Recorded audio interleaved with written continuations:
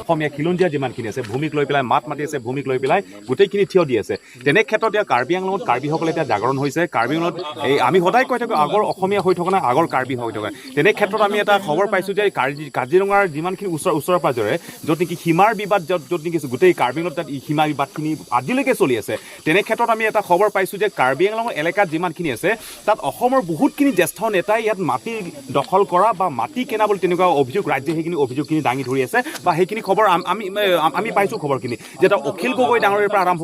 কৰি পেলাই বহুতখিনি জ্যেষ্ঠ নেতা আছে, তেওঁলোকে গোটেইখিনি মাটি কিনিছে, তেনেধৰণৰ আমি খবৰখিনি পাইছোঁ। আৰু এইখিনিত আমি এটা কথা স্পষ্ট কৰিব বিচাৰিছোঁ যে কাৰ্বি আংলঙত যিমানখিনি বসবাস কৰিছে অসমীয়া ভাষীসকলে, অসমীয়া খিলঞ্জীয়াসকলে যিমানখিনি বসবাস কৰিছে তেওঁলোকক আমাৰ ফালৰ পৰা ক'বলগীয়া কথা একো নাই। কিন্তু নতুন যিহেতু এতিয়া যদি তেওঁলোকে আজি আহি পেলাই যদি কোনোবা যদি নন ট্ৰাইবেল যদি মাটি কিনি পেলাই যদি দখল কৰা হয়, তেনে ক্ষেত্ৰত যদি নিজৰে মানুহ অসমত থকা যিমানখিনি জ্যেষ্ঠ নেতা তেওঁলোকে সেই গোটেইখিনি কাৰ্য যদি লিপ্ত হয়, তেনেহ'লে আমি বহিৰাগতক আমি কি ভাষাৰে তেওঁলোকক বুজাম? নিজৰে মানুহ যদি ইয়াত আহি পেলাই যদি গোটেইখিনি মাটি জোৰ জবৰদস্তি দখল কৰা হয়, অখিল গগৈৰ নিচিনা যদি সঁচাকৈ যদি অখিল গগৈ ডাঙৰে যদি মাটি কিনিছে বা মাটি লৈছে, তেখেত নিচিনা এজন ব্যক্তি যদি গোটেইখিনি সেই কাৰ্য যদি লিপ্ত হয়, তেনে বেলেগক আমি অনাঅসমীয়াসকলক আমি কি কথা তেওঁলোকক বুজাম? যাতে এইখিনি ক্ষেত্ৰত আমি এটা স্পষ্ট কথা ক'ব বিচাৰিছোঁ যে অসমৰ অংশ হয় কাৰ্বি আংলং, কিন্তু তাৰ পাছতো সাংবিধানিক সুৰক্ষিত এটা আইন আছে, সাংবিধানিক সুৰক্ষা দিয়া হৈছে কাৰ্বি আংলং সাহিত্য পৰিষদক বা কাৰ্বি আংলং 6ষ্ঠ অনুসূচিত জিলা হয় কাৰ্বি আংলং। সেই গোটেই অসমবাসী গম পায় যে ইয়াত অনাঅসমীয়া বা অনাঅসমীয়া যিমানখিনি নন ট্ৰাইবেল আছে ইয়াত মাটি কিনিবও নোৱাৰে, লিজ পটাও পাব নোৱাৰে, ইয়াত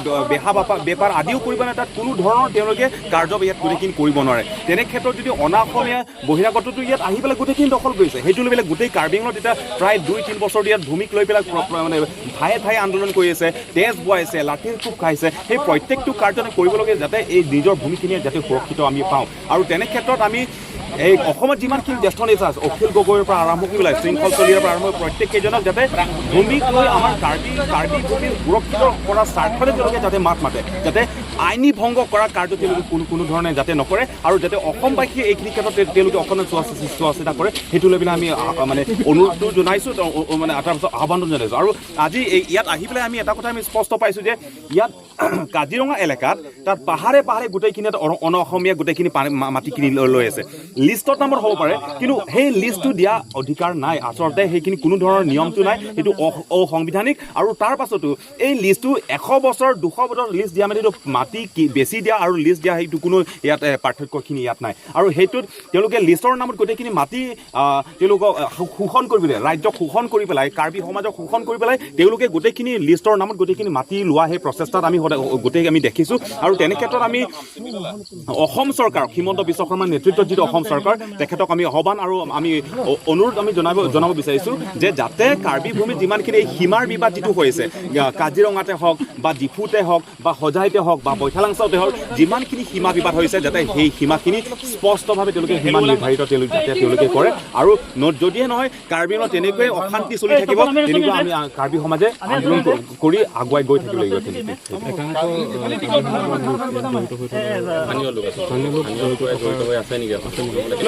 যদিহে ইয়াত যদি স্থানীয় ৰাইজ যদিহে ইয়াত জড়িত হৈ আছে, হয়, কোনোবা যদি ব্যক্তি যদি সেই গোটেইখিনি মাটি কিনা বেচাত অৰ্থাৎ লিজ দিয়াৰ ক্ষেত্ৰত যদি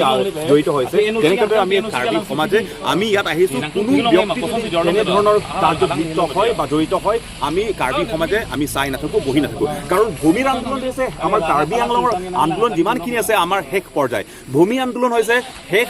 ভূমি আন্দোলন হৈছে আমাৰ শেষ পৰ্যায়। যদি আজি ভূমি আন্দোলন কৰাৰ পাছত যদি কাৰ্বি সমাজে যদি সেইখিনি ক্ষেত্ৰত যদি আমি তেনেকৈ বহি থাকোঁ বা আমি নিৰ্বিকাৰ হৈ থাকোঁ, তে আগন্তুক দিনৰ কাৰ্বিসকলৰ ক্ষমতা, কাৰ্বিসকলৰ অস্তিত্বখিনি একেবাৰে নথকা হ'ব। আৰু আজি কাৰ্বি সমাজে সেইটো জাগৰণ হৈছে আৰু সেইখিনি ক্ষেত্ৰত আমি মাত মাতি গৈ থাকিম। আৰু কোনো এজন ব্যক্তি, কোনো এজন কাৰ্বি যদি জড়িত হয়, কাৰ্বি সমাজে বিচাৰ কৰিব। আৰু তেনে ক্ষেত্ৰত আমি যিকোনো পৰ্যায়লৈ সেই কাৰ্বি ব্যক্তিক আমি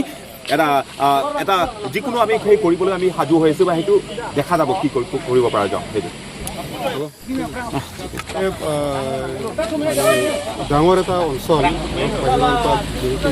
অধিক গোষ্ঠীৰ মানুহবিলাক আহি পেলাই আমাৰ কাৰ্বি আংলঙৰ মাটি অবৈধভাৱে প্ৰদৰ্শন কৰি থকা বুলি শুনিছোঁ। সেইটো উদ্দেশ্য লৈ পেলাই আমি আহিছোঁ যে প্ৰকৃততে কোনবিলাক অঞ্চলত ধৰক অবৈধভাৱে তেওঁলোকে মাটি দখল কৰি আছে বা কোনখিনি মাটি আমাৰ ধৰক বহিৰাগতক মানে বিক্ৰী কৰি থকা হৈছে গতিকে সেইখিনি বুজ ল'বলৈ আহিলোঁ গোটেইখিনিতে ক'ব লাগিব যে 1951 চনত আমাৰ জিলা গঠন হওঁতে তেতিয়া গোটেই চাৰিসীমাবিলাকতো নিৰ্ধাৰিত কৰা হৈ গ'ল গতিকে আজি মানে 73 বছৰ হৈ গ'ল আমি জিলা পোৱা ইয়াৰ পিছত যদি মানে সীমা এতিয়ালৈকে মানে সঠিক নোহোৱাটো এইটো অতি দুৰ্ভাগ্যজনক কথা আৰু দ্বিতীয় কথা আমি ক'ব খুজিছোঁ যে সীমা নিৰ্ধাৰণ কৰি দিয়াৰ পাছতো কাৰ্বি আংলং অট'নমাছ কাউন্সিলৰ যিখিনি মানে নেতৃত্ব লোৱা জনপ্ৰতিনিধি আছে তেওঁলোকে সেই মাটিখিনি ধৰক সংৰক্ষণ কৰিব নোৱাৰা বা সুৰক্ষিত কৰিব নোৱাৰাটো অতি দুৰ্ভাগ্যজনক গতিকে আমি আহ্বান জনাইছোঁ কাৰ্বি আংলং অট'নমাছ কাউন্সিলৰ প্ৰতিনিধিবৰ্গৰ লগতে আমাৰ ৰাইজকো মানে 1951 চনত নিৰ্ধাৰিত যিখিনি বাউণ্ডাৰী সেই মাটিটো যাতে অক্ষুণ্ণ থাকে তাৰপাছত আমাৰ ৰাইজকো আমি আহ্বান জনাইছোঁ সেই মাটিখিনি যাতে বহিৰাগত বণিগোষ্ঠীক বিক্ৰী নকৰে সেইটোৰ কাৰণে আমি আহ্বান জনাইছোঁ আৰু ইয়াত যদিও মানে ধৰক এতিয়ালৈকে আমি বিতংকে তেনেকুৱা তথ্য পোৱা নাই এইটো কহৰা অঞ্চলতো বৃহৎ এটা অঞ্চল বিক্ৰী কৰা হৈ গ'ল বুলি বা অবৈধভাৱে দখল কৰি আছে কিছুমান এলেকাত বিক্ৰী নোহোৱা মাটিখিনিও গতিকে এই বিষয়বিলাক লৈ পেলাই আমি কাৰ্বি আংলং অট'নমাছ কাউন্সিলত দৃষ্টিগোচৰ কৰিম যে এইবিলাক অঞ্চল যাতে আমাৰ ৰেভিনিউ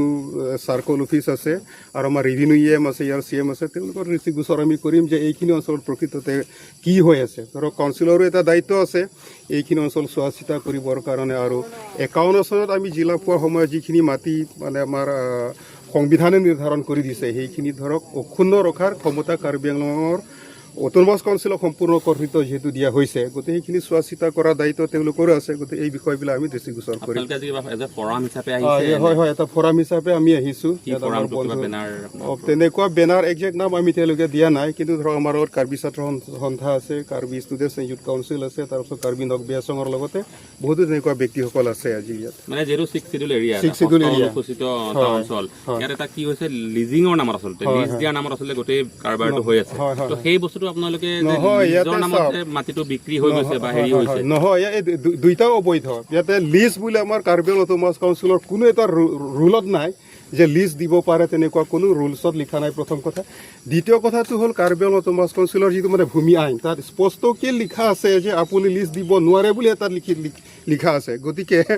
এই দুয়োটা কামো কিন্তু অট'নমাছ কাউন্সিলে হওক আমাৰ ৰাইজেই হওক বুজি নোপোৱাৰ কাৰণে ধৰক মানে লিজৰ নামত বিক্ৰী কৰা বা তেনেকুৱা দি আছে গতিকে সেই দুইটা কামেই কিন্তু অবৈধ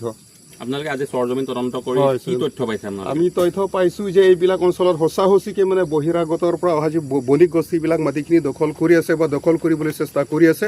গতিকে এইটো আমাৰ কাৰ্বি আংলঙৰ মাটি হয় আমি কেতিয়াও সেইটো হ'বলৈ নিদিওঁ পৰৱৰ্তী সময়ত প্ৰতিবাদ কৰিব নাই আমি প্ৰতিবাদ কৰিম এতিয়া আপুনি চাওক এয়া মাটিৰ কাৰণে প্ৰতিবাদ মানে অসমৰ খিলঞ্জীয়া যি কাৰ্বি আংলং বুলি নহয় গোটেই অসমৰ মানে খিলঞ্জীয়া মানুহখিনিৰ মানে অস্তিত্বৰ সংকটত মানে আজি থিয় হৈছোঁ আমি আৰু অসমৰ খিলঞ্জীয়া বুলি আপুনি চাব ইংলেণ্ড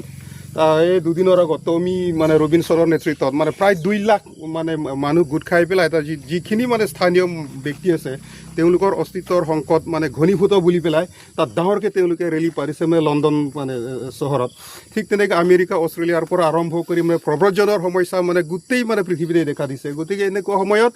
আমি কাৰ্বি আংলঙতো দেখা পাইছোঁ মানে বহিৰাগতৰ মানে অবৈধ প্ৰব্ৰজনে কিন্তু আমাৰ খিলঞ্জীয়াসকলৰ অস্তিত্ব সম্পূৰ্ণৰূপে ৰাজনৈতিক সামাজিক অৰ্থনৈতিকভাৱে কিন্তু আমাক সম্পূৰ্ণ মানে বিপদাপন্ন কৰি তুলিছে গতিকে ইয়াৰ প্ৰতিবাদ আমি কৰিম longle nang longle dorma dordi na hala de kalilo angkang ti longle ko sonti dor betlo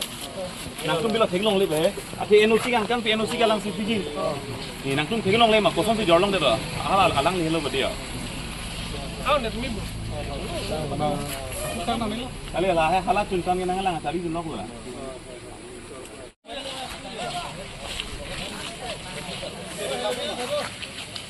ya ahavar aku pulang laku dah oi tidak oh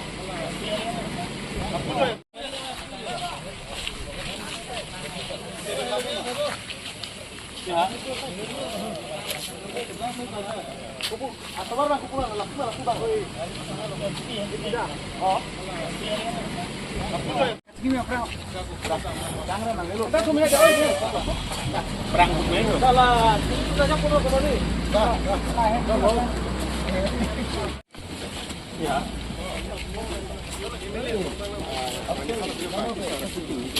Mesti, itu betul ambil di sini.